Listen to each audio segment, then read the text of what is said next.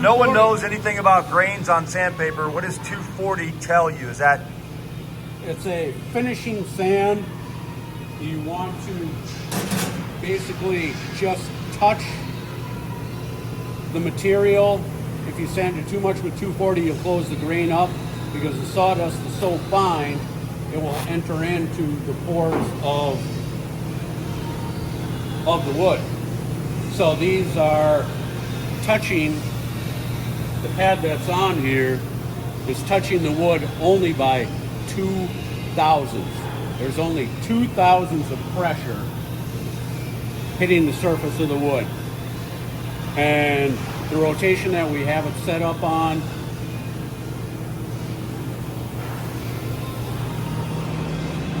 I had to look at which screen we had. It's set on 650 rounds per minute spinning and 70 rounds per minute per head spinning.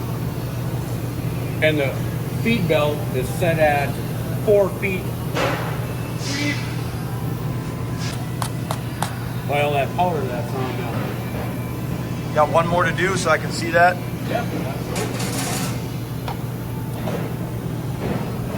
Any idea how, I suppose, the frequency of changing all depends on how much we use them.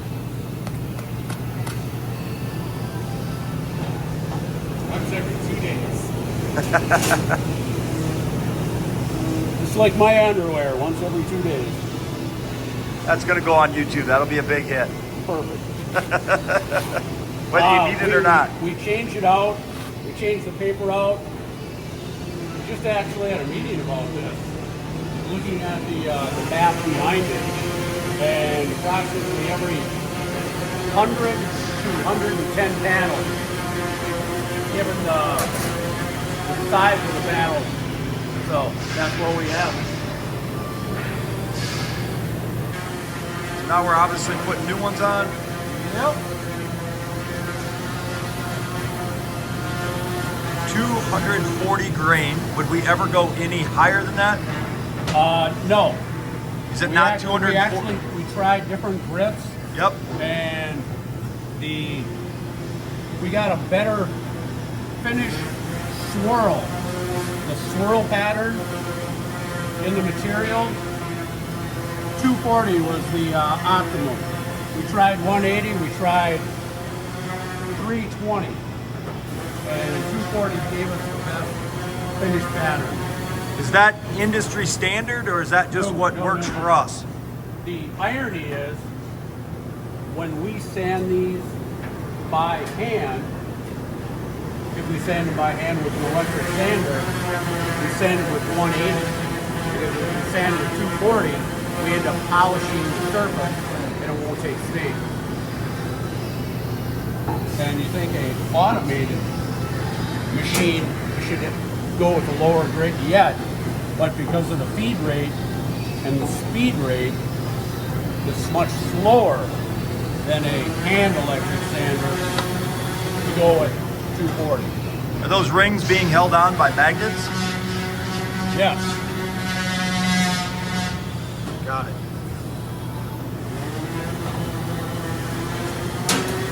Yeah, they're kind of a bugger to get off. You want to make sure you get them in the right spot pretty much the first time. Otherwise you got to peel them off, and they snap in place. Like that one I dropped purposely off to the side. Now to put it back on.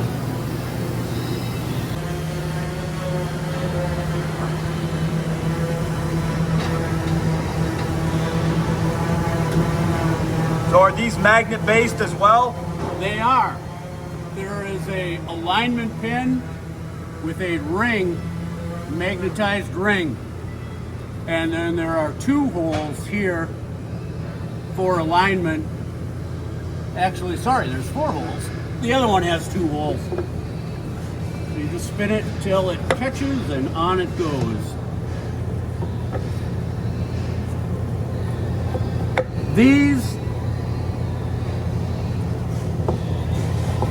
do do not have to be numbered in sequence, as opposed to the brushes. The brushes that we put on have 3 different sets, and they have to go on in a certain numerical order. These do not.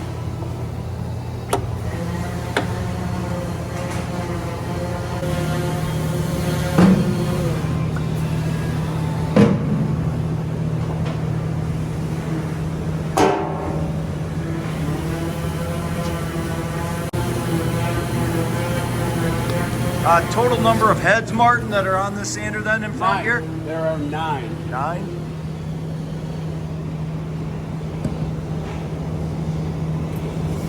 Yep.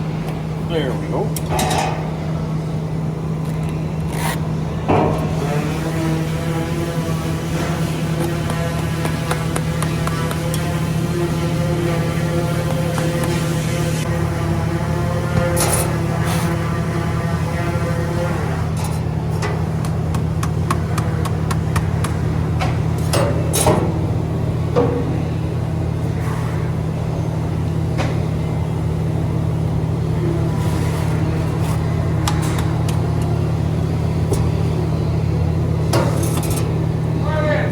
Yep. Those in. I'll have you this last one in a jiffy.